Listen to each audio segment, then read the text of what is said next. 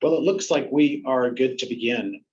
Welcome, good morning. Welcome to the launch of the Natural Infrastructure for Water Solutions, or NIWS, or you'll hear us talk about it as news throughout the webinar. So we're talking about the news this morning. My name is Richard Florzone. I'm very pleased to be here. I'm the CEO and president of the International Institute for Sustainable Development. We're an award-winning think tank with offices in Canada and Geneva, where we're focused, well, on the three words over my shoulder here, on stable climate, on sustainable natural resources, and on fair economies. And from our offices in Canada and Switzerland, we do work that impacts over 100 developing countries. I'd like to begin with a land acknowledgement, and to really acknowledge that the land where we are, that what we refer to as the Canadian Prairies, is of course home to an incredible diversity of Indigenous cultures. This large area includes the Indigenous territories of the Cree, Assiniboine, Saulteaux, Lakota, Dene, Dakota, Anishinaabe, Ojibwe Cree, Blackfoot, Nakota Sioux, Iroquois, Tina, Stoney Nakoda, Inuit, and the homeland of the Métis Nation. Today, I'm very pleased to be joining you from Winnipeg on Treaty 1, which is of course the traditional territory of the Anishinaabe, Cree, Ojibwe Cree, Dakota, and Dene peoples, and it's of course the homeland of the Métis Nation. On behalf of all of our team here at ISD and our partners, we're proud to be launching NIWS, or NEWS, Natural Infrastructure for Water Solutions. It's a new initiative to scale up natural infrastructure across the prairies, and we're going to tell you a little bit more about that. Today is the culmination of months of effort in developing a multi-year, multi-stakeholder project that will help protect watersheds, that will bridge the growing water infrastructure gap, and strengthen the climate resilience of communities across the prairies. So it's ambitious, it's big, and it's exciting. So we're going to hear from invited guests to talk about the broader context of water management across the prairies. And we have two guiding questions for this event. One is, what does the future of natural infrastructure across the prairies look like? What's the opportunity? And then secondly, how can we work better together across sectors, across geographies, to scale up that natural infrastructure, about investing alongside nature instead of against it, for better social, economic, and environmental outcomes. You know, speaking from my perspective as ISD CEO, my day-to-day work is of course spent thinking about these three issues: climate, resources, economies, and thinking about issues related to water and resource management. I know well the importance of wetlands, for example, from my time growing up on prairies in Saskatchewan. And since I've been at ISD, I've been really struck by the potential of natural infrastructure, these kind of nature-based solutions, to achieve great outcomes. You know, one example that struck me that ISD's worked on is Pelly's Lake, which is a lake and a man-made reservoir about 140 kilometers southwest of Winnipeg. And it's a project that has provided phenomenal ecosystem services in terms of nutrient removal and carbon sequestration, and infrastructure services like irrigation and water storage at a much lower cost and much greater environmental benefit than kind of traditional gray infrastructure. Projects like this, by investing in nature and alongside nature, we can achieve much better outcomes than just pouring concrete alone. We can do it in a way that it almost sounds too good to be true, that is good economically, good environmentally, and often has great social benefits. In the case of Pelly's Lake, it really helped farmers as well. So that's the vision, that's the potential. With regards to ISD, with the launch of the NEWS initiative, I'm really pleased that we're strengthening ISD's commitment, not just to natural infrastructure, but in the water and communities that connect the Canadian prairies, because we're so proud to be headquartered here in Winnipeg. We'll bring ISD's expertise and spirit of partnership to ensure that the case for natural infrastructure is backed by evidence, that it's adopted, financed, and built into policy. But this all can't happen without you, and that's why we're here today.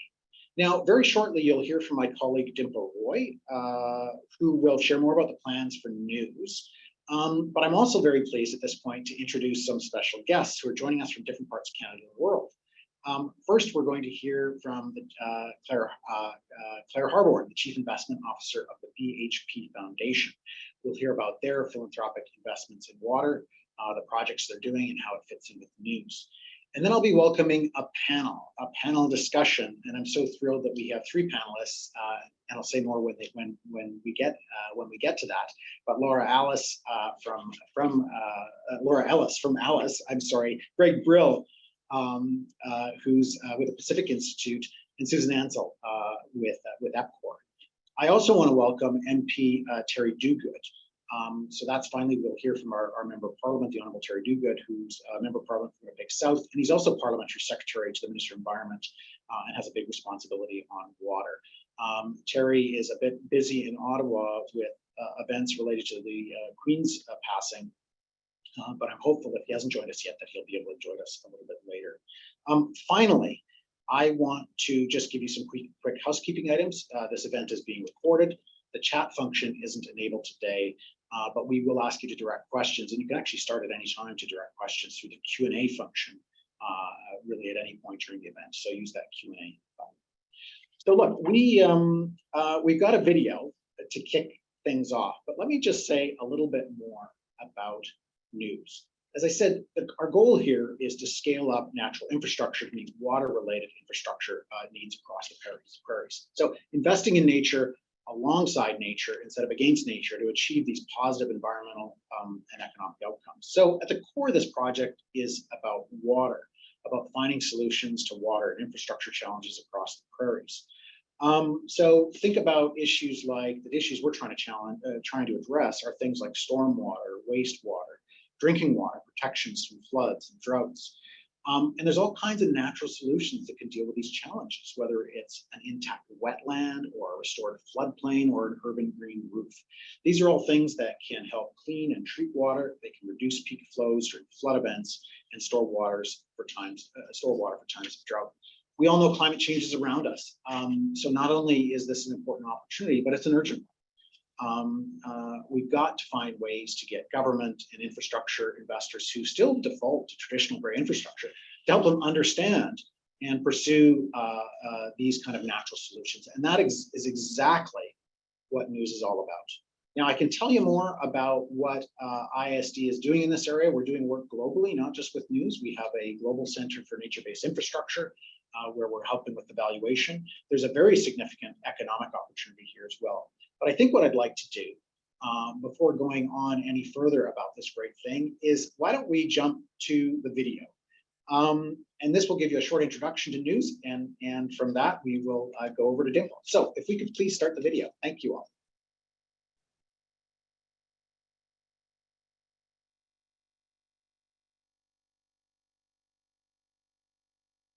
What do you see when you look at the Canadian? What do you see when you look at the Canadian prairies? We see rural towns and bustling cities, farms, big and small, Indigenous treaty lands, industries, and of course, wildlife. We see water.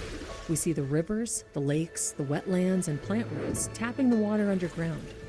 We see the drinking water and wastewater treatment plants, the dams and irrigation canals, the hidden pipes, sewers, and storm drains.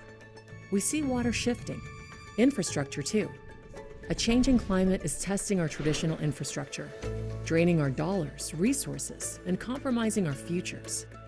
Now, we need better, more resilient, and cost-effective infrastructure. Infrastructure that blends blue, green, and gray. We see natural infrastructure, a way to build with nature to meet our infrastructure needs. Now, across the prairies, we hear a story of change. And the Natural Infrastructure for Water Solutions initiative is working to meet the moment. We are scaling up natural infrastructure, backed by clear evidence, policies, and funding, in communities all across Canada's prairies, to confront natural disasters, to save money, to ensure cleaner water for generations to come.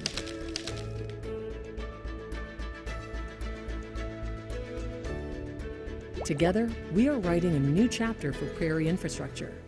The time is now to connect and build for our future.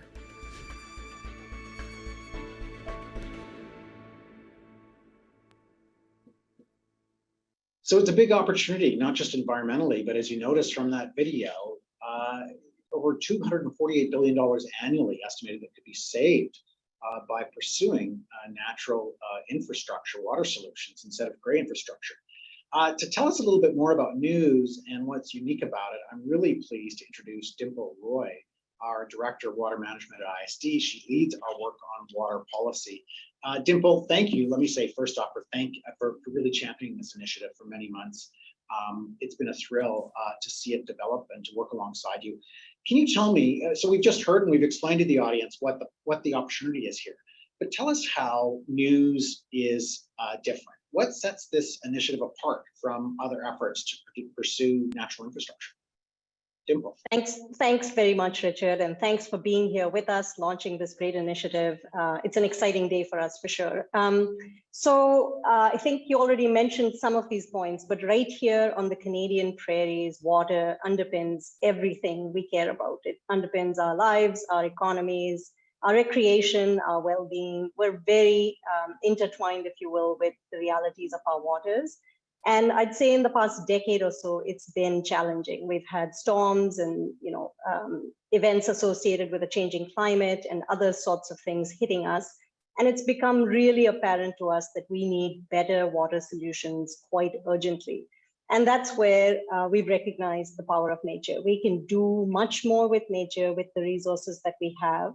And when we talk about natural infrastructure, it's on a spectrum. It goes all the way from conserved systems like forests through to restored systems like wetlands and all the way to engineered, naturalized systems like green roofs. So we want to work to scale up more of these so that we have more solutions to meet these challenges head on. And we also believe that these natural infrastructure solutions provide us with the critical co-benefits that we've come to value so much: recreation, biodiversity. At a time after a pandemic, we know natural areas matter. And what sets the news initiative apart is that we're really looking to make natural infrastructure, take it from novel to normal. We want to normalize it. We want it to be the go-to solution for infrastructure decision makers, policy makers, those on the ground. This needs to be just not a topic of conversation, if you will. And in this effort, we're focused on 4 strategic areas. So first, as you said, we're going to help make the business case. For those who are already implementing and championing these projects, we want to help them make a better case to show exactly what these projects do. Do they clean up our water? Do they buffer us from flood risks? Do they improve our economies and our well-being? How can we value them the same way as we have in the past with gray infrastructure?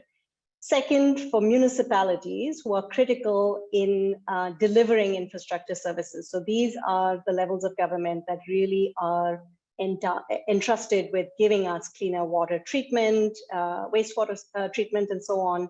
For these leaders, we want to make sure that they have what they need to really adopt natural infrastructure as that common route to take. We're going to give them resources and guidance, and we'll lean on leaders. We'll lean on some of our leaders from areas that are already doing good work. Third, in the context of funding, we want to make sure that there's more funding and more diverse funding flowing into this space. So we need to make sure that all the new sources of funding are deployed in this effort. And finally, we're a policy think tank, so inevitably we'll be working on policies that enable all of these activities. And at the end, we want thriving prairie communities. We want to make sure that not only our big communities and cities, but also our smaller municipalities and watersheds are doing well, that we have good, reliable, clean water that are buffered by the shocks that climate is bringing. And we deliver our essential services, but also make sure that we work well in the time of a climate system on steroids, if you will. So for this to happen, we need to work with partners, and critically, we're leaning on people who are well placed to make these changes happen. So you'll hear a bit more about it in our next steps, but we're working with many, many partners, and we're very excited to take on the next few years of work. Things so much, Dimple. A great answer. I love that phrase, from novel to normal. So I think what you've outlined, how we're going to get it from novel to normal, as you said, it's through a better business case, through providing guidance to the municipalities who are on the front lines of these challenges, and enabling funding and policy change. So thank you. It's very exciting, and thank you again for your leadership. I'd now like to invite Claire Harbour, who's the Chief Investment Officer with the BHP Foundation, To share more about the foundation's work and their recent investments in water stewardship. The BHP Foundation has generously provided funding for the Natural Infrastructure for Water Solutions, or NEWS initiative. Claire, thank you for supporting NEWS. Over to you. Thank you so much. It's lovely to be here. I really appreciate the opportunity to join. Really thrilled to join this launch, the official launch of IISD's Natural Infrastructure for Water Initiative. As you said, my name is Claire Harbron. I am the Chief Investment Officer at the BHP Foundation. I oversee all of our global programs. And I'm joined today by my colleague Simrat Nand, who is the Country Director for the US and Canada. So I will explain very briefly a little bit about the Foundation and also why we're so happy to be supporting this unique initiative. So BHP Foundation, we are an independent global charitable organisation founded in 2014. As our name suggests, our sole donor is the global resources company, BHP. And at the Foundation, we care about two things, two big things, I should say, people and the planet. And our commitment as an organisation is to do our part in trying to build an equitable and sustainable future for people and the planet. We try to do this by combining a bold ambition for what the future could look like alongside what we call transformational partnerships. This one is a great example of that, to derive new solutions to the world's most complex challenges. Now we have three global programs, environmental resilience, natural resource governance, and education equity. And we also have a number of country-focused programs in Canada, the US, Chile, and Australia. And one of the focus areas for our US and Canada programs is water stewardship. Under this, we invest in three things. Number one, developing scalable models for sustainable water management. Two, supporting partnerships and governance mechanisms for collaboration. And thirdly, convening, sharing, and advocacy initiatives towards policy engagement and where necessary, policy change. So in addition to this project, we have three other 5-year projects across North America, also under this water pillar, and I'll just touch on those briefly. So in Canada, we're supporting the scaling of the Collaborative Leadership Initiative, which is a governance transformation model. It's very exciting, which enables the creation of collaborative governance through reconciliation between Indigenous and municipal elected decision makers. In the US, we're supporting the scaling of the Internet of Water, which is an initiative in partnership with Duke University and the Nicholas Institute for Energy, Environment and Sustainability. And the goal here is to improve decision-making, essentially, towards more equitable, sustainable and resilient water management by the establishment and use of accessible and robust water data. Also in the US, and I know we have a representative speaking shortly, we're working with the Pacific Institute on a really exciting project to identify evidence-based water equity and resilience strategies and promote policy engagement on these really key topics. So this particular project, why are we so excited about this one? Well, many reasons. But at the Foundation, we agree with IISD, and I'm sure everybody on this launch today, that there is an increasing urgency to the water crisis, not just in Canada, but globally. Dimple said it perfectly, I think. Water underpins everything. And nature-based solutions such as this one, they're an absolutely essential component of taking a sustainable approach when we're thinking about solutions to this issue. Natural infrastructure needs to be understood and implemented as common practice, novel to normal. I love that. That's exactly what we believe too.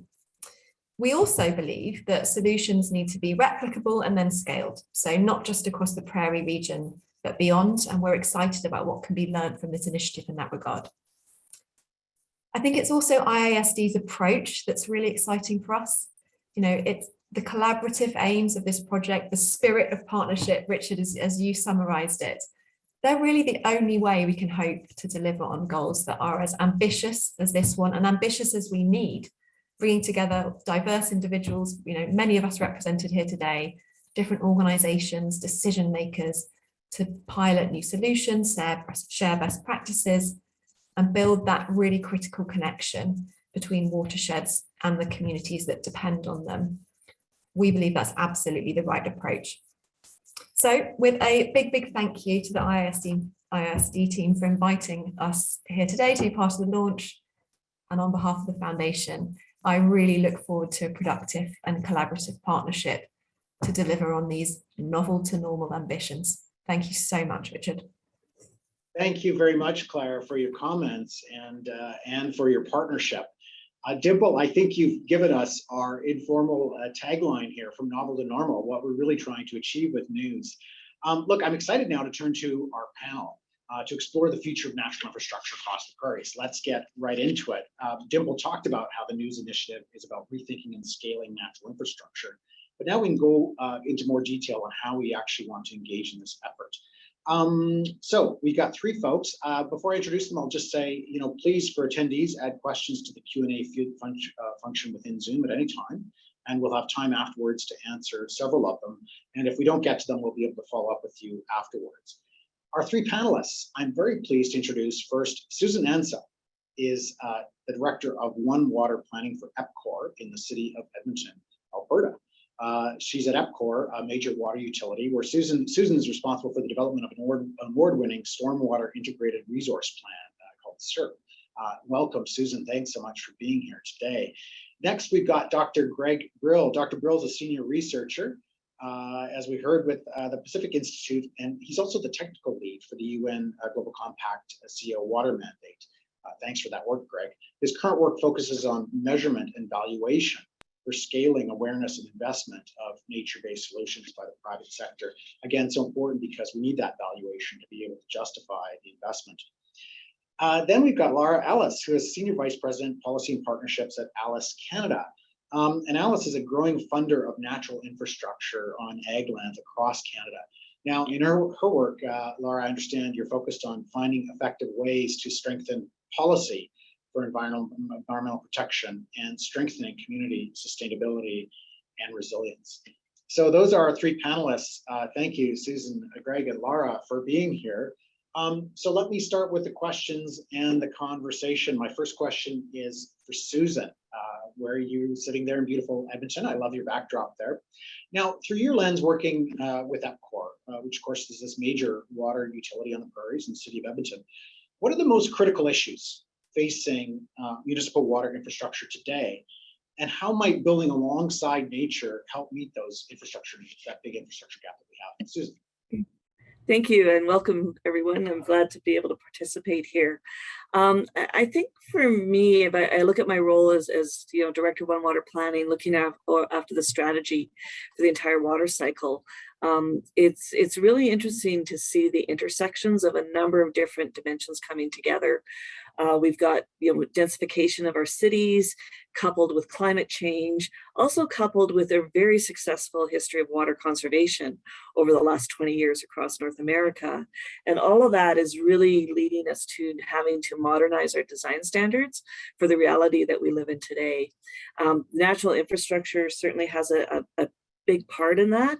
From a water perspective, it's got the potential to further reduce the water consumption as we reduce the lawn watering that's going on. On the stormwater side, it's got the potential to knock off the peaks that we're seeing on the stormwater.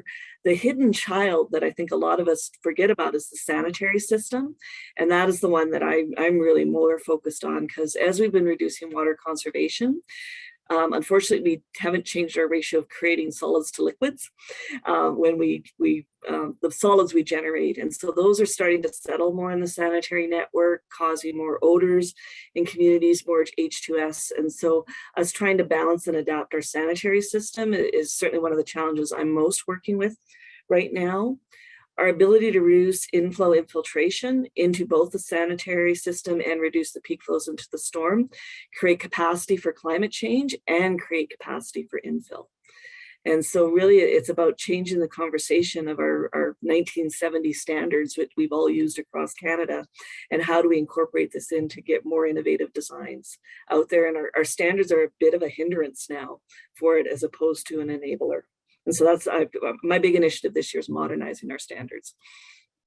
Thanks so much, Susan. Listen, a quick follow-up before I go to Laura, because you piqued my interest. I think when it comes, at least for me, When you think of natural infrastructure, it's quite natural in a way, excuse the pun, to think about it in terms of stormwater retention, right? You have ponds, wetlands will absorb. I think people get that concept.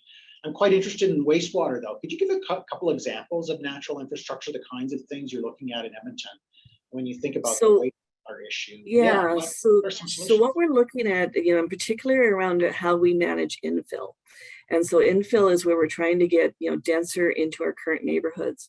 Previous standards related to sanitary systems assumed almost 50% of the rainwater was getting into that sanitary system, just through downspouts incorrectly connected, leakage, all of that information, those type of flows. If we can actually hold that water back from getting into the sanitary system and do that through green infrastructure and small scale storage at the lot level, we actually create capacity in our sanitary system to accommodate that growth without having to invest new gray infrastructure into the communities. There is a bit of a temporal aspect where we have to think about the movement of flows, but also as water conservation has resulted in a 1970 home versus a 1990 home is half the water consumption just because of modern fixtures. And so we've got capacity for that infill due to that water conservation as well at the dry weather flow. So really incorporating that natural infrastructure in from the parcel level to create capacity for growth. I know the electrical term is negawatts, but same sort of thing is your nega cubic meters to create capacity in our system for growth. Thanks so much, Susan. So interesting. It is actually then a link between how we manage stormwater and its impact, of course, on wastewater.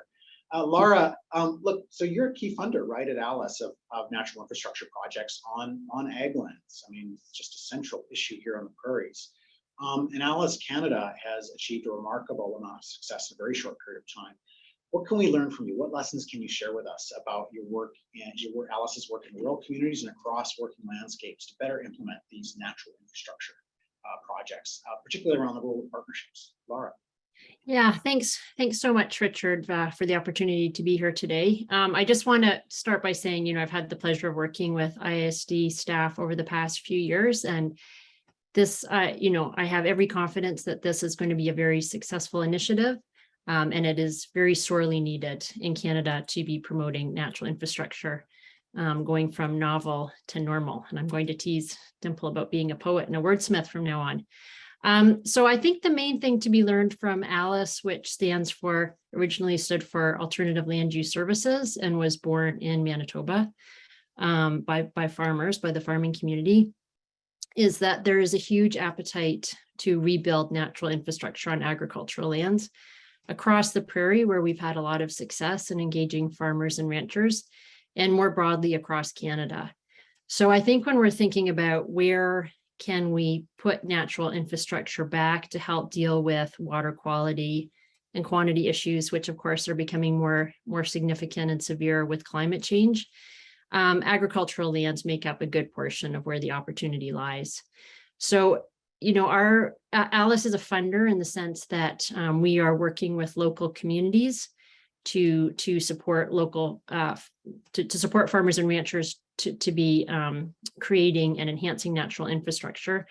But we get money from a variety of different sources, be they government, philanthropic, and corporate.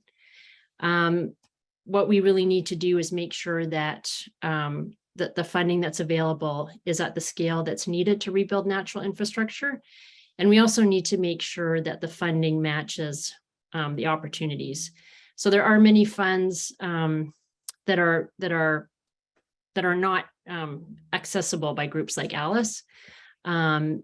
Infrastructure funds, government infrastructure funds are a major one because they will not fund projects that are not on municipal land.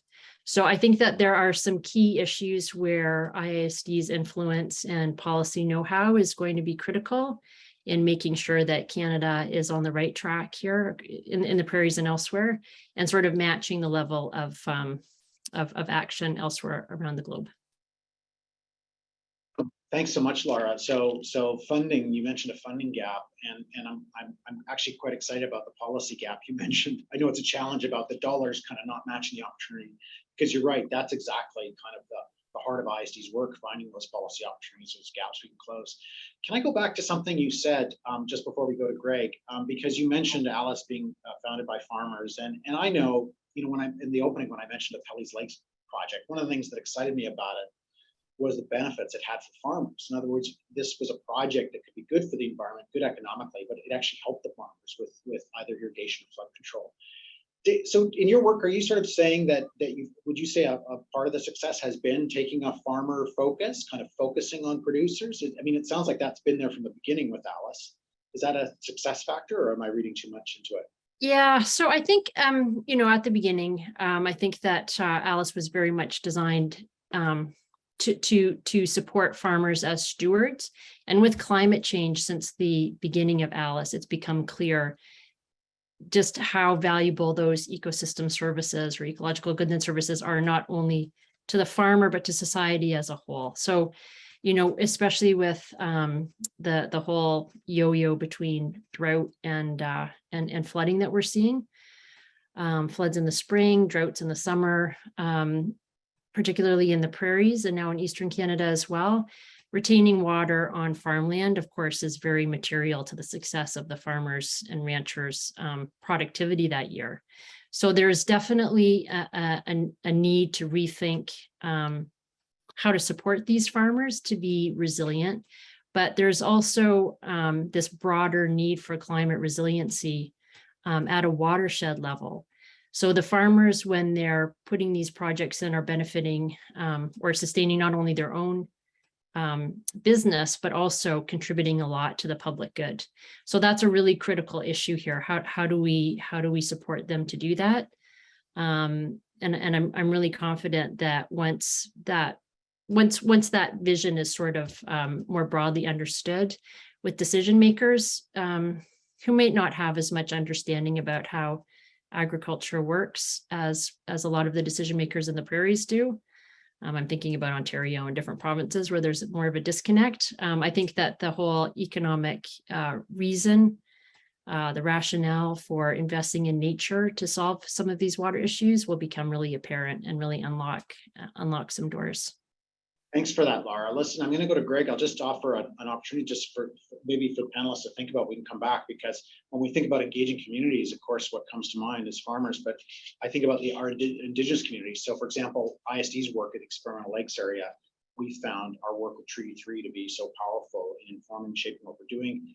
And in many ways, of course, traditional Indigenous knowledge is ahead of us, right, in terms of understanding nature and the power of nature-based solutions. So when we talk about engagement, I'm also interested, Alice or other, including Edmonton or other, Greg, you might want to touch on this too, on how, our success stories on the way that the very powerful ways that we can partner with Indigenous people to advance this important opportunity that, as I said, in many ways, in all ways, Indigenous communities have been ahead of us on this. But look, with that, Greg, let's go over to you. Now, Greg, through your work at the Pacific Institute and the CEO Water Mandate, you're working with companies around the world to make the case for nature-based solutions and to better account for their benefits, which is critical, right, to draw that investment. Now, why is accounting for nature-based solutions, or NBS, so important, and how can we strengthen our approach in the water sector? Thanks, Richard, and thank you for the opportunity to be here. So, as Dimple rightly mentioned, NBS are relatively new and novel, especially in the landscapes in which we're working. These NBS are used to address multiple environmental and societal challenges, and they have significant potential to really make a positive difference at the landscape and watershed levels. But because these solutions are new, there is less understanding around their efficiency, their costs, their lifetime potential, and other areas around their design, their implementation, and their monitoring. So what we need is systematic measuring of the physical outputs that are provided by NBS and translate them into outcomes and longer-term impacts that can establish a more comprehensive understanding of multiple NBS benefits. So by accounting for these benefits, both qualitatively and quantitatively, we can help build the business case and show the investment potential of NBS for watersheds, as well as build awareness of their broader values, societal, economic, and environmental values. So we can really help strengthen further the business case by moving towards consensus on standardized measurement approaches, moving beyond just carbon and water, a water quantity anyway, and considering a broader suite of benefits. We've heard other speakers talk about water quality, wastewater potential, and a variety of societal benefits that come with that as well as the trade-offs. I think NBS is seen as this new green bullet to solving all of our environmental problems, but in reality, there are some trade-offs that we need to mitigate as well down the line. Richard, you touched on a very key point here. Engaging stakeholders is key. And ironically, yesterday, a couple of authors, myself, submitted our final draft for an NBS stakeholder engagement guideline, because we saw through piloting our method that we developed last year for benefit accounting that engagement is often absent in many NBS projects around the world. We did global testing of our method with about 20 case studies, and we saw that globally, stakeholders are not engaged, and if they are, it's generally at the end of the project where an organization has invested heavily in an NBS, and then they present the project to a group of stakeholders and they say, look at this amazing work that we've done, and the stakeholders go, that's great, but it's not exactly what we're wanting. So how can we integrate the values, the needs, the insights from different stakeholder groups and bring in Indigenous knowledge, ecological knowledge, local knowledge into the design, the implementation, and the monitoring of NBS to make these projects more sustainable and get buy-in from the ground up?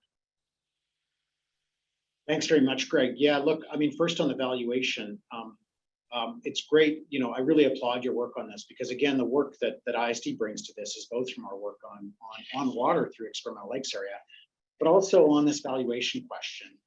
We have built a valuation tool called Savvy that's doing exactly what you say, which is how do you value the qualitative and quantitative aspects or benefits of nature-based solutions for nature-based infrastructure. So maybe just to call on the panel, we talked about engagement, well, particularly with Indigenous people, and I want to be respectful that we don't have a representative here, but I wonder if any of you have some comments on successes. We certainly have some from the ELA on Indigenous engagement in nature-based solutions. Anything you want to share, or findings from your paper, Greg? I'm working very closely with the Isaac Olam Foundation, based in Victoria and Vancouver Island, through the Conservation through Reconciliation Partnership that's based all over Canada. They've got a representative of the University of Guelph, and they are looking specifically at NBS investments in Indigenous protected and conserved areas. And they see this as a key entry point into getting the IPCA model firmly embedded within Canadian policy and practice. And it's a key vehicle in which to deliver these services, but also a key lens through which we can look to see what these ecosystem service benefits are, to see the needs and the values of Indigenous nations through these conserved areas. And it's a really key opportunity to crowdsource some funding and some key policy shifts here as well. Thanks, Greg. So maybe just to continue the conversation here, and then we can, I'll have a look at the Q&A, but Susan, to go back to you, I mean, there's a growing infrastructure or growing interest rather in natural infrastructure municipal level, and you've spoken to that. But translating that into specific policy and investments can be challenging. Any examples you can share from the city of Edmonton where you've? Yeah, absolutely. So I'll just give a very quick overview. So our SERP strategy has the 5 themes of slow, move, secure, predict, respond. It's a $1.6 billion strategy to adapt the city of Edmonton for flooding, primarily pluvial flooding, but also river flooding.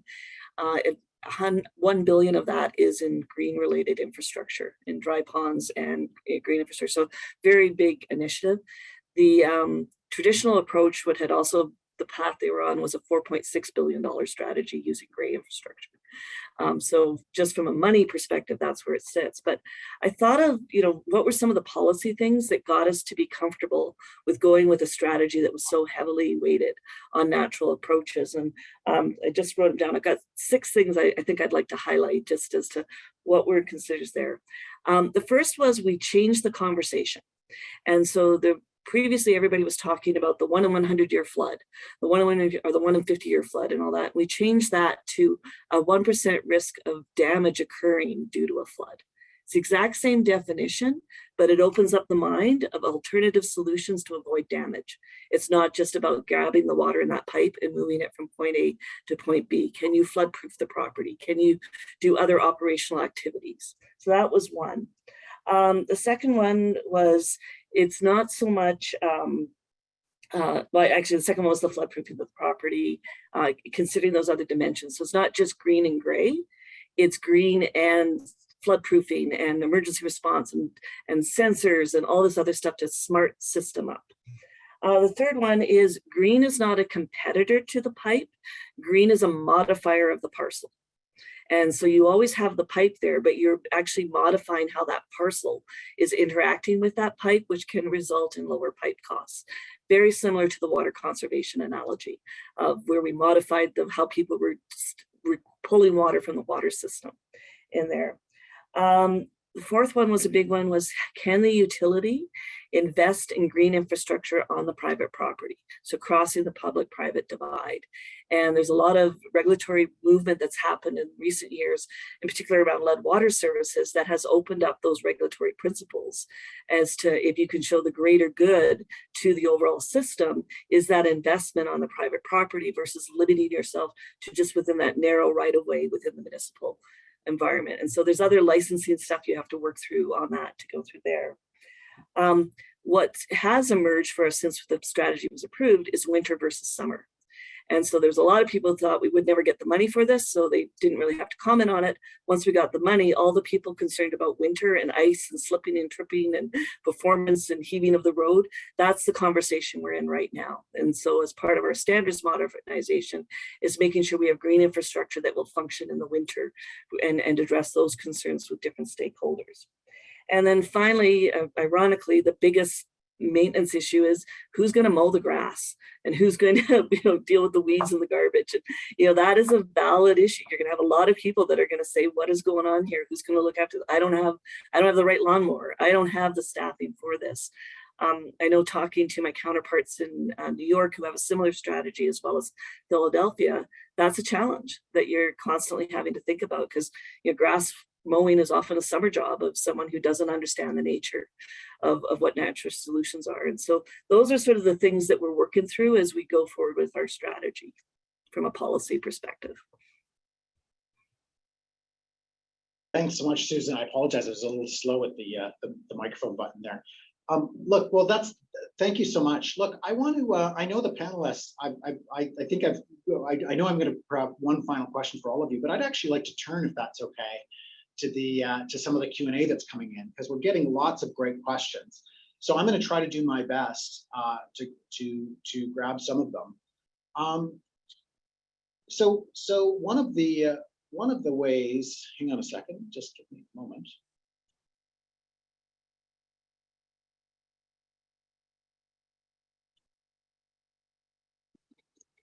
I'm sorry, there were so many coming in that I lost a little bit of track there. Oh, municipalities. Laura, I thought this was for you, but maybe someone else wants to grab it. Hannah asked, thank you for sharing the strategic focus. How will you be working and engaging with municipalities going forward? Now, Dimple will probably speak to that a little bit at the end, but I wonder if that question, if you could answer about kind of best practices or thoughts on how we should work with municipalities from your experience at Alice, and if maybe anyone else wants to take this question. Yeah, so Alice works with different local partners. In Alberta, our only sort of partner at the local level is actually municipal government. So we've expanded quite quickly because municipalities understand, the link between natural infrastructure and their water and other related goals. So I work with a wonderful woman named Rhonda King, who was formerly a CAO at a small rural municipality up in northeastern Alberta. And I've learned a lot from her over the years that we've worked together. But one of the most impressive things to me was understanding just how much of rural government resources go towards maintaining, building, and fixing roads. So if municipalities have a real way of understanding how natural infrastructure fits with reducing wear and tear on roads and other municipal infrastructure, and how investing in particular areas where that impact can be reduced, I think that makes the economic case for more investment right there. And in Alberta too, EPCOR has been a supporter of the work that Alice has been doing on natural infrastructure. So very, very sagely trying to understand what's going on upstream and how investment and modeling can help identify areas that will reduce the costs that EPCOR has, and then has to pass on, of course, to ratepayers. So, some of the other people at EPCOR that we've been working with related an anecdote where there was one weather event that cost an additional $1 million for water treatment. In terms of suspended solids that went into the North Saskatchewan River and had to be removed to meet the regulated standards. So, $1 million invested upstream to farmers and ranchers to help with stormwater management goes a long way, since our projects tend to be pretty inexpensive. So I think, there are certain stories or realities that carry weight with municipalities, and understanding how programs like Alice or other programming or other ways of doing business that will save them money are very compelling. Thanks, Laura. So yeah, at the risk of oversimplifying, I think what I'm hearing you say is that, it's just imperative that we work with municipalities in whatever way we can. If we want to advance this, municipalities are on the front lines, right, of dealing with infrastructure challenges. And so it's about working directly with them in their communities to understand the issues, to craft the solutions. I want to go, Greg, I'm going to go to you next, and then to Susan. Greg, we had a question I think that's good for you from Jennifer Court. Greg mentioned trade-offs that come with natural infrastructure. Could you elaborate on what you see as some of the key trade-offs with natural infrastructure? Absolutely. So trade-offs are generally the negative impacts or effects that come from investing in nature-based solutions. And it's not 100% positive with any investment. And the example that I give quite regularly is by investing in a forest restoration program or anything where revegetation happens. Those trees, those plants will absorb a lot of water from the landscape. And quite often you will see a downstream effect where farmers, communities, businesses that are downstream of that restoration program will potentially see volumetric declines in water because the trees do absorb that. So we need to mitigate in some way those impacts down the line, either by bypassing, compensating, incentivizing their potential losses that they could generate from that.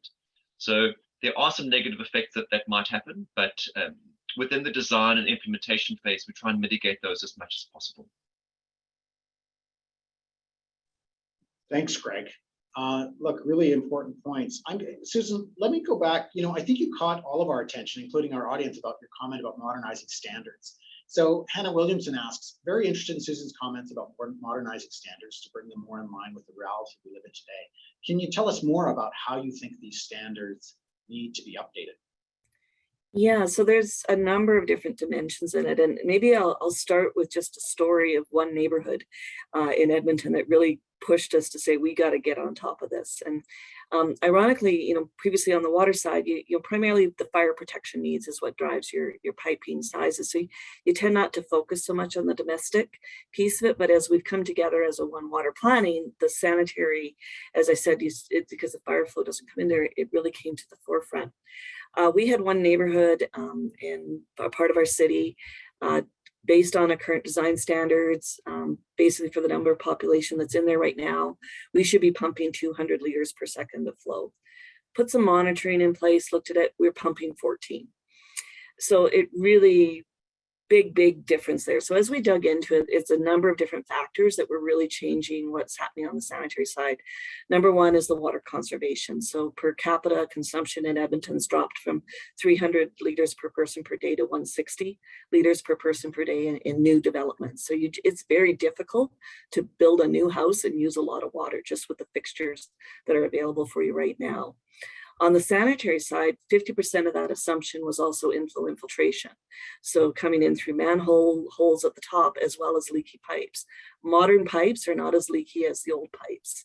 in there, policies around downspout disconnections and placement of where you put those manholes. Don't put them in the topographical sag, can also dramatically reduce the amount of excess water that gets into your sanitary system. So those two factors drove it in there. When we started looking at multifamily versus residential, a multifamily, I'll flip units here, but a house uses typically 14 cubic meters a month. An apartment uses 10. So as we densify our cities, and so just straight per capita doesn't work anymore for you. And then on the commercial side, a lot of us have standards that are based on liters per hectare in there. And we did a detailed analysis of all our commercial customers, and we were basically assuming that every commercial lot was a car wash that had no recycling. And so when we started designing it, we had like 20,000 liters per hectare per day for commercial. A warehouse needs 400.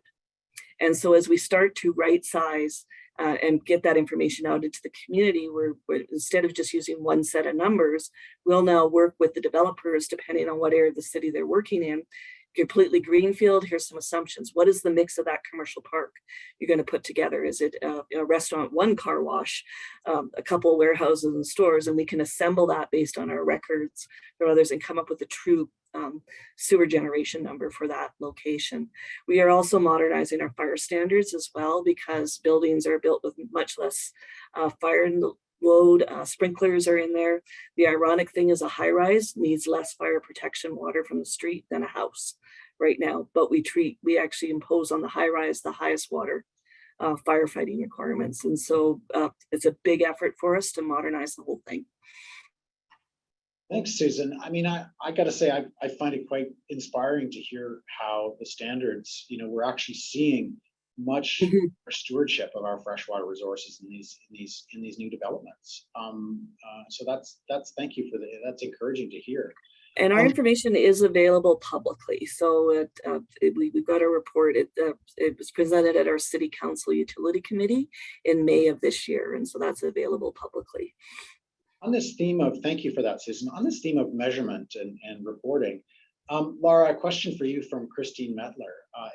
Has there been much monitoring or evaluation work done that has been able to quantify how natural infrastructure is safeguarding crops from drought or flood, or that has been able to demonstrate if comparatively for farmers that have implemented natural infrastructure solutions versus ones that haven't? Any response to that? Yeah, so we've been working with the University of Guelph to quantify the water impacts of our projects. It's quite costly, but it is the sort of work that needs to be done across Canada so that we can really get a grasp on how much natural infrastructure is needed to reach certain objectives. In terms of the work that, sort of quantifying the benefits to farmers for their own production, there's sort of spotty evidence. We hear a lot of anecdotal stories about farmers who have more natural infrastructure fare better during times of drought. I don't know if everybody remembers the photographs from the recent BC floods, where farmland was under 20 feet or so of water, and the farmers that had cover crops were able, their land retained more soil because there was root matter there to keep it.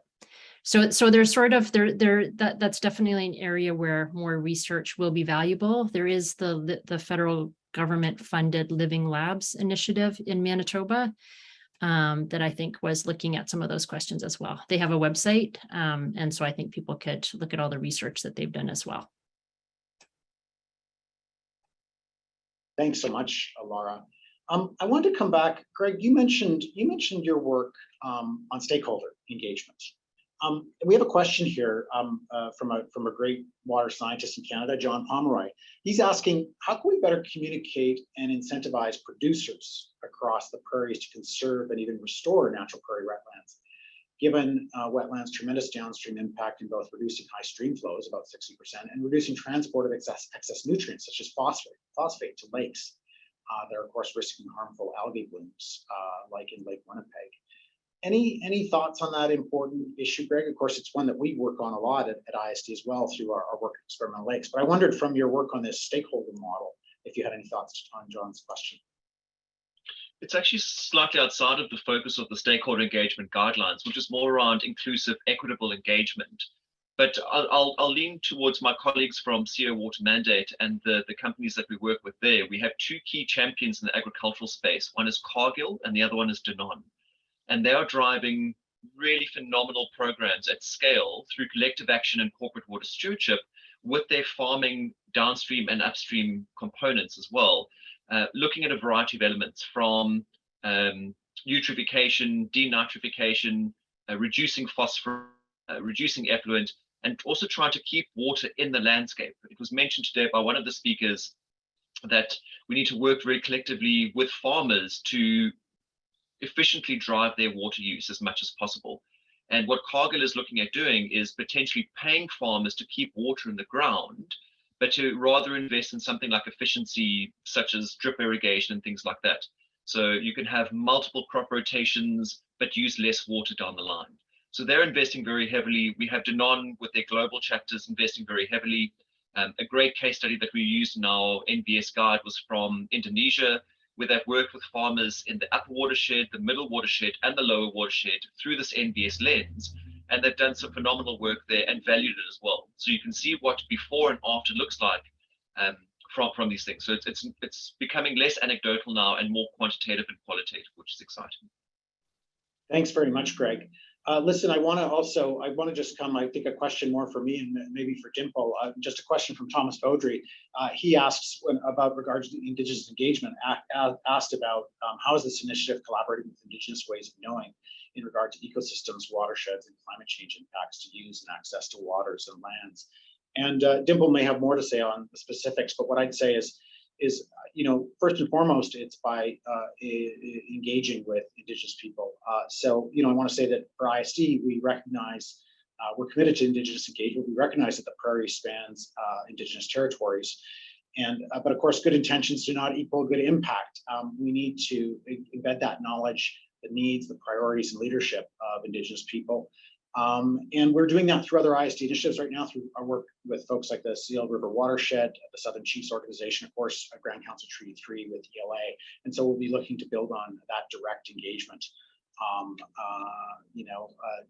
to advance this work on natural water infrastructure. So thank you for that question. Maybe I'll come back to the big question I had for the panelists, and that is the big time machine question. So let's assume we can hop in a time machine and fast forward 5 years from now. So imagine that by working together, we've meaningfully scaled natural infrastructure across the prairies. Natural infrastructure, gray infrastructure, hybrid infrastructure are all providing reliable water management. They're supporting regional resilience. They're supporting communities. We've done it in a way with Indigenous engagement. What was one critical collective transformative step that we took on our way here? What was one? I know there's a lot of steps. There's a lot to do here. That's why we need this partnership. But if you had to pick one step, what would it be? I don't know. Susan, do you want to start first? So, I mean, in terms of the time machine, like where we would be there, I'm not as elegant as Dimple, but I had like BHAG. So those of you who have read Good to Great know that, the big, hairy, audacious goal. For me, it's green infrastructure is as easy to pick out as a catch basin when you're designing the system. It's a natural part of putting in there. And I very much remember my early conversations with the roadways groups as I was, pulling together the strategy, and one individual saying, stop trying to put wedding cake on the road. And so how do we end up with the solutions that reflect the reality of an urban form, and the different competing seasonality aspects that are in there, and achieve the objectives in a way that pulls it all together. And that's really what we've tried to do. We looked at multiple different types of green infrastructure and, opening the door with the ones that respected the concerns of those individuals that have other needs and uses in the urban form. That knowledge gap, thank you, Susan. That knowledge gap, of course, it's at the heart of news, but it reminds me of gaps that we see in other areas of the green transformation. For example, building retrofits and the use of heat pumps. So it doesn't have much to do with water, but to do with energy use. And again, we find the same thing, that the heat pump technology, much like green infrastructure, is at a point that people don't necessarily understand. They're still kind of valuing it or evaluating it based on prior knowledge or maybe some more biases about its performance and its price. And so Yeah. I think again, Dimple, novel to normal, right? Like, how do you get that education and knowledge out there? So that I think you said it very well. And I'll just add one comment. I very much, like, I was involved in the initiation of the water conservation works in the 1990s, and we were putting bricks in toilets, which didn't work that well, and things like that, where we're kind of at that stage of how do we work through these other issues and get there. And I think all the pieces are there. It's just us building that understanding and learning from the ones that maybe didn't work as well, but now we've sorted that out and we can work forward. And our winter climate in Canada, I think, gives us a unique piece to work together on some of those other nuances that don't come to the forefront in other communities. Thanks, Susan. So knowledge, right? We can't get there without the knowledge. So that's a great step. So Lara, to you, what is one critical collective transformative step that we could take on the way there if we got there in 5 years? What would you say? Yeah, so I think it'll take more than 5 years, but I think we're well on the way to create, to having nature have economic value. So when you create something that like a wetland or restore, tallgrass prairie, that you're paid for what it produces. And I think once that change happens, we'll be in a whole different ballgame. Thanks, Laura. Well, that's a great segue right to Greg, isn't it? Because he talked about valuation, right? We have to get that valuation. We don't. How do we make sure that we're measuring what matters? Greg, I don't know if you want to build on that or just what your answer to this question is. You've had the most time to think about it as we've gone around the table. So maybe I've been a bit unfair by going to Susan first, but what would be the one critical collective transformative step we'd take on our way to get there? I actually wrote down 3 initially, and it segues very nicely with the previous speaker saying that valuation is key and that we need to work across the value chain as well to really understand the upstream and downstream elements here. The other 2 speak to collective action, and I'll dive into that one as my one pure step. But the other one, as was also mentioned today, is around policy and integrating policy across different organizations and sectors, which is viable. But from a collective action perspective, it's ultimately sectors working together. How does the private sector, the public sector, our Indigenous communities, our knowledge holders, our funders and financiers, our academics, our NGOs, how do we bring all of us around the same table to make informed decisions that are practical, pragmatic, and meaningful ultimately down the line? So it involves collaborating on NBS projects, on pooling funds and finances, pooling resources, knowledge systems, and sharing case studies and lessons learned so that we're not blind going into the next one, that we've shared our best practices and shared those learnings as much as we can. 5 years down the line, I'd like to see hundreds of case studies around the world, particularly on the prairies as well, of where collective action projects have proved significantly more effective than when we go it alone. Thanks so much, Greg. Look, all of your answers, I think, look, they've really inspired me because you're actually speaking to what news is trying to do, right? Whether it's the valuation, the knowledge, the case studies, it's exactly what we're trying to do with news and what we're trying to do with our Global NBI Resource Center. So that's just fantastic and I think really encouraging. So we've got MP Terry Duguid here, who I'm going to give him a few more minutes because we have a few more minutes till he's going to make some remarks. I'd like to go to one final question because we've talked about the opportunity here and some of the barriers and how we might close them. We had one general question from the audience that I think got to this. Najwa Hassawi asked, what are the main obstacles behind increasing funding to NBS? Now, you've all been on the front lines of this, whether it's analyzing it or inside a utility, working with municipalities. What would you say are the barriers? Is it just a lack of cash, or is it the understanding? Is it the proper valuation of nature? Any thoughts on that? I don't know if any of you want to tackle that first. I can maybe tackle it from the perspective of what we ended up looking at was SERP. I mean, we had the funding. It actually ended up being cheaper to take the natural approach, but there were the financial policy barriers we had was us investing, because the natural space is, there's much more of it on private land than public land. And so what is the policy barrier to allow you to make an investment on private property? That's not traditional in utility or municipal financing. There's this magic wall that thou shalt not cross. We were able to make that crossing by showing it's the lower cost of the benefit to all. The other piece was there are accounting rules around natural infrastructure, and is it an operating expense or a capital expense, which has impacts on the long-term rate setting with there. And so I kind of joke that for the green infrastructure that we're primarily focusing on have storage components in it that an accountant can put in a truck and drive away with. And so if you think, do you have a tree cell that's something physical? If it's just a depression or if it's just a contouring of the land, that's not a capital investment. There are some IFRS accounting rules that say only trees that bear fruit are capital assets. That's kind of, I think it's orchards versus Christmas trees maybe is where that comes from. But there's some policy rules in there that are sitting in the accounting world that if we could clean those up, that would actually help with the investment choices that a utility has in their toolkit. And then the ability to invest crossing the property line.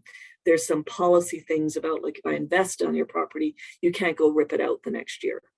There's some bits and pieces in there, but they're surmountable. They're just new. Susan, again, I want to say I find that really encouraging, and Laura and Greg may want to get in on this as well. I welcome their thoughts on it, but I find your answer really encouraging, because often, when we tackle big policy issues, whether it's natural infrastructure or other ideas, often the simplistic answer could be, well, we just need more money. And of course, we always need more money, and everyone could use more resources. But I think you've offered through those two examples, whether it's around the policy treatment of investing in private land or the accounting treatment of capital versus operating. I mean, these are things we can change, right? If we choose to. And they're policy levers we can pull. So I'm really encouraged by that and excited about it. Excited to work with you and with News to make some of that happen. Laura, Greg, any answer to this much more focused question around resources? What are the main obstacles behind increasing funding to NBS? Yeah, I can just briefly say it's really around one of the initial comments I made around, finding where the opportunity is and then matching that, rather than funds being delivered, in very specific ways that keep certain players out. So Alice has really grown very quickly because farmers and ranchers don't want to have a permanent change, a change on title for the sort of project that we undertake with them. So I think that if there's a sea change at the political and municipal and in infrastructure level, so that they see what we can offer is more in terms of services, right? Water filtration, water retention. It's not necessarily permanent. It's not going on land title, but the benefits can be factored into planning for meeting water objectives. So it's really around people getting a little bit out of what they see as their safe zone, trusting that the people that they're working with have the same interests and objectives, and doing things differently rather than how we've been doing them up to date. Well, thank you, Laura. I think that's so well said. And it's something that struck me about this work in the past year or two. You used the phrase matching opportunity. We sometimes talk about project preparation. I mean, this is the challenge, is we can talk about examples. I mentioned Kelly's Lake, great examples of natural infrastructure that have multiple economic, environmental, social benefits that can engage Indigenous communities and Indigenous people and benefit from their knowledge. But the challenge is, how do you scale it up, right? How do you scale and create those options? Alice is clearly doing that, and I hope that we can leverage your knowledge to use News to do even more. Greg, any thoughts to this question on the main obstacles behind increased funding to nature-based solutions, nature-based infrastructure? Yeah. It's a great question, and something that we covered in our initial landscape assessment that we published in 2021. We have a whole chapter just on the limitations that exist. And we came up with around 10 key ones. I won't go through all of them now. Susan touched on a key one, which is policy, and often the lack thereof around NBS. There is as again, Dimple mentioned right at the beginning, there is this novel approach that hasn't necessarily permeated into policy yet. There is a clear path dependency within business, within the public sector, to invest in grey. our public procurement processes, our private procurement processes often only allow for a grade treatment system, whereas we could be investing in a treatment wetland, by example. So we haven't quite caught up yet with the NBS wave as yet. And it is something that is slowly changing, that government ship turns very slowly, but we see a lot more change in the private sector as well. A key one was path dependency as well. A number of organizations are still following their 1970s, 1980s rubric around sustainability. And we slowly starting to see that shift to resilience focus as well. And that's key. Incentive schemes, those kind of things are also starting to infiltrate into policy. But the key one here for us was building this business case and offering a standardized approach to accounting the benefits that arise from nature-based solutions. Without that standardized approach, it was very piecemeal. People were trying to measure their water quality benefits, their water quantity benefits, their carbon benefits individually, without taking a more holistic, systematic approach. So this is what the work that ISD is doing, that we're doing at the Mandate and Pacific Institute in collaboration with other project partners. We're trying to demystify, debunk what the benefits that could accrue from nature-based solutions look like, and then providing a dollar value at the end of the day as well through the social return on investment methodology that we're developing as well. Thank you so much, Greg. And again, I'm really encouraged by your work, right? We know that we can't measure everything that matters, right? But as you said, we've got these processes that are primarily economic, that will be determining options, right? And so it means we have to do that hard work on valuation to try to put a number on the tremendous benefits of ecosystem services so that we can properly value these things and get the right decisions made. So look, thank you all so much.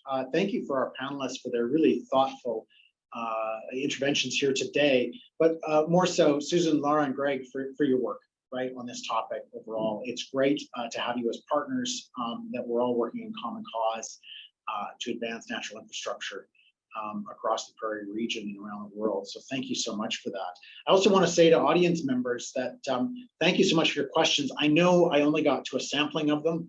I assure you, your input's really valuable, especially as we continue to shape this initiative and think about next steps. So thank you for your questions, because it gives us thoughts on how we move forward and the kinds of issues we want to address. And Dimple, I'm sure in her final comments may have more thoughts for you on how you continue to stay engaged with us and us with you. I really come away, as I said, inspired by everything that's happening here. I would now really like to turn to welcome and introduce a very good friend of ISD, a friend of mine and a supporter of these causes, MP Terry Duguid. Terry is a member of Parliament for Winnipeg South and Parliamentary Secretary to the Minister of Environment and Climate Change. He's responsible for the development of Canada Water Agency. Terry, this is an understatement, Terry has been a clear voice, a clear and compelling and passionate voice for sustainable development, leading efforts supporting initiatives that create a better world for all of us and the next generations. Terry, I want to thank you in particular. You've been deeply involved in issues of water, experimental lakes. Your leadership in the Water Agency has been tireless. Your support for the experimental lakes and the importance of these issues has been inspiring. I really want to thank you for it. And so I want to hand it over to you. Thank you for being available amidst your very busy schedule in Ottawa to share some remarks. Over to you, MP Duguid. Well, good morning, everyone, and thank you, Richard, for that very, very kind introduction, and thank you for your friendship over the years and the friendship of so many folks that I've known from ISD since it was established in Winnipeg in the mid 1990s. I've had a front row seat to all of the great work you've done over the years to show the way on sustainable development. You've been real leaders. You personally have been a leader in this field, and may I say ISD has brought great honor to the city of Winnipeg, my hometown, and the province of Manitoba. And so thanks for that. And today I'm speaking to you from Ottawa and the unceded territory of the Algonquin and Anishinaabe, and I'm really happy to join you today on behalf of the Honorable Stephen Guilbeault, Minister of Environment and Climate Change, who sends along his greetings. And let me thank you, Richard and Dimple and others, for accommodating a time change for my remarks. As you know, we have a special parliamentary session today to honor the memory and the long service of the Queen, and during this period of mourning for Her Royal Highness Queen Elizabeth II, I'd like to take this opportunity to express my gratitude and admiration for Her Majesty. She was Canada's monarch for 70 years, unfathomable, and almost half the life of Confederation, and a powerful example of commitment to serving others within our community and our local and global community which you serve. And she's an example, I think, of to all of us of how working together we can better our communities, our country, and the planet today and tomorrow. This commitment is so important to our ability to address climate change and sustainably manage our freshwater resources. I'd also like to start by thanking the International Institute for Sustainable Development, ISD, for organizing today's exploration of the future of natural infrastructure. We are certainly feeling climate impacts across the prairies. Those of you from the prairies, some of whom I recognized on the screen, you know what we've been experiencing, floods, droughts, and fires in Manitoba, Saskatchewan, and Alberta, growing both in frequency and cost. Human, environmental, and financial impacts on freshwater are a significant concern for the prairie region. And there was a rising demand for affordable and reliable and innovative water-related infrastructure for drinking water, wastewater, stormwater, flood protection, and irrigation to address social, economic, and environmental challenges and opportunities. And this is where, as you've been discussing, I've just caught the tail end of your very interesting discussion. I wish I'd been there for the whole thing, but hopefully I can watch it on Facebook a little bit later. But this is obviously where natural infrastructure fits in to address these challenges and opportunities. Natural infrastructure, and in particular, wetlands and riparian areas, play an important role in the ecological function of prairie habitats. It allows us to plan and build with nature to meet infrastructure needs while providing multiple social and environmental benefits. Natural infrastructure can be conserved or restored ecosystems such as natural or designed wetlands or nature-based engineered features like green roofs. Natural infrastructure can also work alongside gray infrastructure to better meet water infrastructure needs and strengthen resilience, a word I heard a few times in your discussions, strengthen resilience across the prairies. It can reduce emissions and address climate-related challenges that many communities are facing. It can also contribute to Canada reaching its climate change targets. According to a recent study by Nature United, in 2030, actions targeting forests, grasslands, farmlands, and wetlands could help Canada cut its emissions by 78 million tons annually. This is more than a tenth of Canada's current annual emissions. And importantly, natural infrastructure can also create jobs and help us build healthier and more inclusive communities. I've been very happy to see ISD taking a strong leadership role in advancing significant work on natural infrastructure. And ISD's Natural Infrastructure for Water Solutions initiative plays an important part in connecting partners and helping to inform policy and funding options and scale up the use of natural infrastructure approaches in the prairies. I'm also very proud of the Government of Canada's support for natural infrastructure.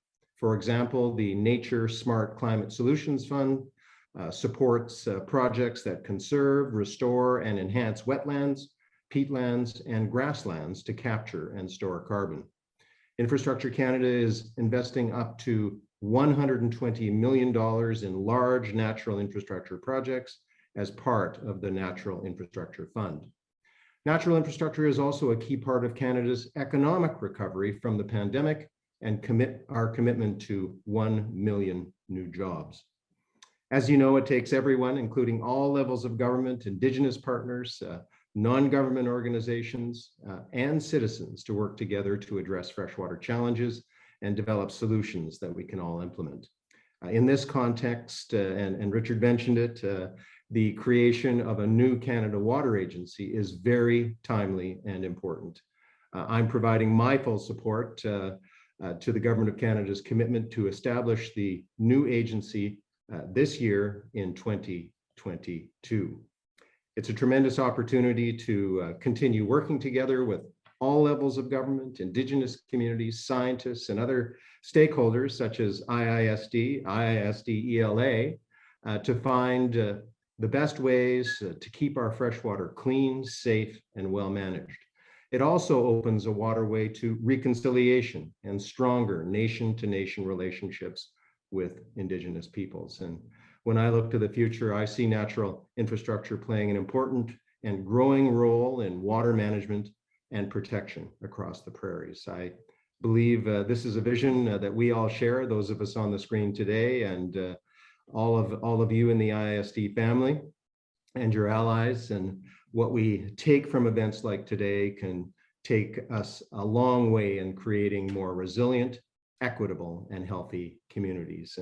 And so I hope you had a productive meeting this morning. It sounded like a lively and very informative discussion. And I thank you for inviting me to be part of it at the tail end of your meeting. So thank you, Richard, and back to you.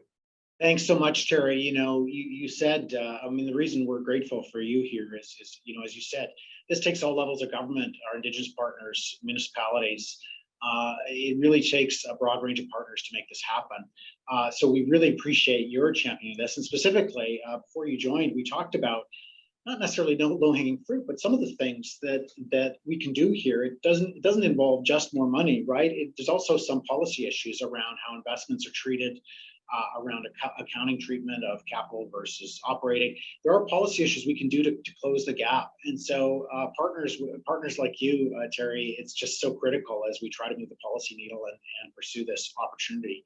So thank you again. Listen, I'm going to turn to Dimple Roy now, again, our Director of Water here at ISD, to bring us home, to talk a little bit more about next steps and what will be happening now at News. So Dimple, over to you.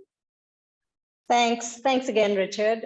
Really exciting to hear all the wonderful comments from the panelists and the lively conversation. So we're just starting out. We're in year one of a multi-year initiative, and MP Dugard gave some great remarks that sets the stage for our work. There's no fancy way of saying this, but we're talking to people. In this year, in our baseline stage, we're really just talking to a lot of people, figuring out where things are at and where the most critical needs are. We have lots of ideas from decades of experience, but we know that there's a lot of diversity across the prairies. So we're looking at what exactly needs to be done, and we're doing a state of play across the prairies. And I'll just give some examples. Next month, we convene a workshop here in Winnipeg, something that ISD is good at doing, bringing together usual and unusual suspects to talk about that business case opportunity. So we'll bring the Pacific Institute, the City of Calgary, Alice Canada, and others together, both in the technical and the funding space, to really talk about what's needed for measuring the outcomes and valuing them to make all of this happen. Another example in the municipal space, which again, we're reaching out to hear what municipalities need in particular, but we're working with experts. We recognize that others have more knowledge in this space, so we're working with the Municipal Natural Assets Initiative, or MNAI, to identify some regional level opportunities or pilots, for example, in future years. And we're working with the Winnipeg Metropolitan Region, a consortium of the City of Winnipeg and other municipalities, to do kind of that prairie-wide state of play to understand what exactly municipalities need for the scaling of natural infrastructure here on the prairies. Those are a few examples, but I was really, and we're doing similar things in the finance and the policy space. We're talking to investment institutions and impact institutions here in Canada and globally on the finance end of things, but really interested to hear that it's not just a magnitude of funding issue, but a matching issue. So in that policy space, we'll be looking to kind of target the specific policies that are critical barriers, or ensure that some of those policy levers can be driven. And I know there were a number of questions that were more focused on the news initiative, and I won't be able to cover all of them, but I'll just reinforce something that you committed for us, which is that we have work to do on the equity side of things. We're very keen that if we are scaling natural infrastructure across the prairies, this needs to be done equitably. No one should be left behind. And this is particularly true in engaging Indigenous decision makers and communities. And all I'll say is we're reaching out, similar to all the other areas of work, we're reaching out to talk to people to see how this can be done better. We've already been doing this kind of work in our water program here locally with groups that you mentioned, Grand Council Treaty 3, Southern Chiefs Organization, and Watershed and other groups, but we want to do more of this and want to understand what this looks like across the prairies. Again, we're just getting started. Years 2, 3, 4, 5, we have 4 years ahead of us. Will see us developing resources and guidance material and developing some demonstration projects, supporting, enabling some pilots and demonstration projects. So please get in touch with us. If you have things that you want to work with us on, if you see some interest in your community, and if you think there are complements to what you're doing across the prairies, reach out to us. We'll be in touch with an email giving you details on how to get in touch with us. We can connect you with some of the other speakers if you'd like. But we're excited to start a multi-year, multi-sector initiative. And we're excited to see all the interest that's coming through. Thanks, Richard. Thanks so much, Dimple. And listen, as I close out, thank you to you. Thank you to all of our panelists. I want to emphasize, because we talked so much about how partnership and engagement is so important. And I hope everyone has seen this on your screens. You've got a note from Petra, and thank you. Petra and Jose, for your work supporting all of this. But you see the note from Petra. That we really want to stay engaged with you. And so you see the news initiative email address. So please send an address there. We can also connect you. Some of you have asked and already connect with some of our speakers on LinkedIn, but we can connect you with them. So please stay connected. Thank you again for your participation today. Dimple, the team, all of our panelists, MP Dogood. Together, as we say at ISD, together we can really work together to build a world where people and planet thrive. I think natural infrastructure, we've talked about the benefits, we've talked about the opportunities, now we can seize them. Thank you all for being here, and I wish you a very good afternoon.